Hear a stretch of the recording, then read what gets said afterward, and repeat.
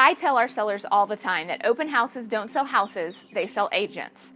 And it kills me all the time when agents spend their time doing open houses and are not doing it in a way that helps the seller and helps themselves on getting as many people through so that you can meet as many people so that they can see how knowledgeable you are about real estate and work with you. So, what do you do to make open houses worth it? Hi, this is Tiffany Fikes, and I've been selling real estate for 9 years. Our team of highly trained professionals, along with our marketing plan, has sold over 600 homes all over the Middle Tennessee market, and this is how we do it. Open houses are only as good as the number of people that you have coming through the house. Now, there's also the advantage of just promoting it to the neighbors and them seeing you do stuff that their agent didn't do or they've never seen a real estate agent do. So for us, when we're doing an open house, we decide usually the week before, if not Monday, before a Saturday or a Sunday open house. And the first thing that we do is we start making calls, and we will call 100 homes around our listing, just making sure that they know about it. And then we also door knock those houses. Our goal is 100, our minimum is 50.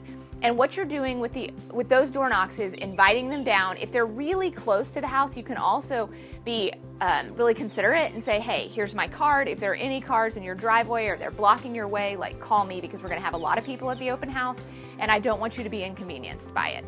Another door knocking thing that we do with our open houses is when we put out the signs, a lot of agents just stick signs in corners and wherever they go.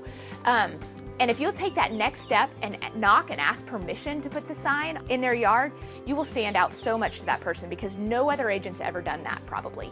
And they always have signs in their yard. And first of all, it gives them permission to say no. Second of all, it makes you look so much like you care because you do care. You're not going to put something in somebody's yard without their permission. So then we do that leading up to it. So we usually do door knocking. We do signs out on Thursday if the neighborhood will allow that. So we're doing door knocking there. Then we're going to go door knocking the day before or maybe the morning of as well. We also put balloons on all of our signs. Oh, and the signs. How many signs are you putting out? When I started, I was putting out like 5 or 7 signs, just kind of from a couple of different thoroughfares. Discovered that's way too few signs. So now we do 20 signs on our open houses when we're doing it really, really well. Getting them from the main thoroughfares, the coffee shops, the grocery stores, the places that people are on Sunday, the churches. We're in the South, so that works for us.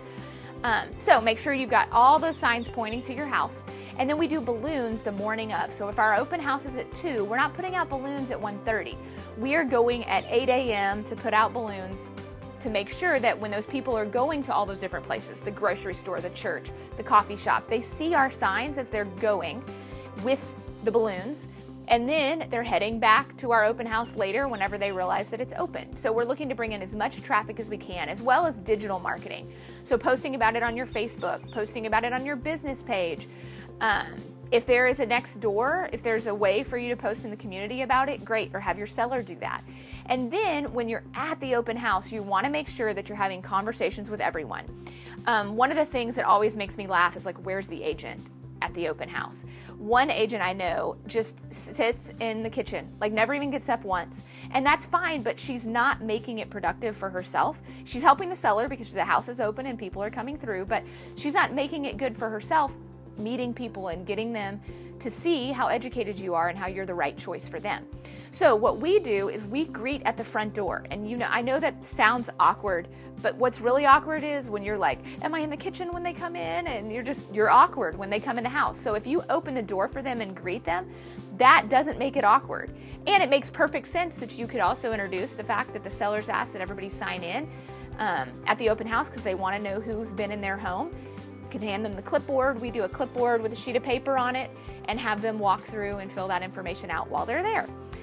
Then the last thing that we do as we're closing the open house, so at 4 o'clock when we're done, we're turning out all the lights, we're calling everybody who's come through the open house and left us their information, calling or texting them, even with an answer to their question, or we might just be saying, hey, thanks for coming by. Because the other open houses that they've gone to, that agent isn't doing that. They may call them on Monday, they may never call them, but we call them driveway calls. I learned that from an agent, Alex Brandahl, and that's what we do, our driveway calls, to make sure that we're the first agent that's reaching out to them to make sure that they're getting the information that they need. So that's how we get. We're probably about 5 or 6% of our business comes from open houses every year, and that's how we convert them.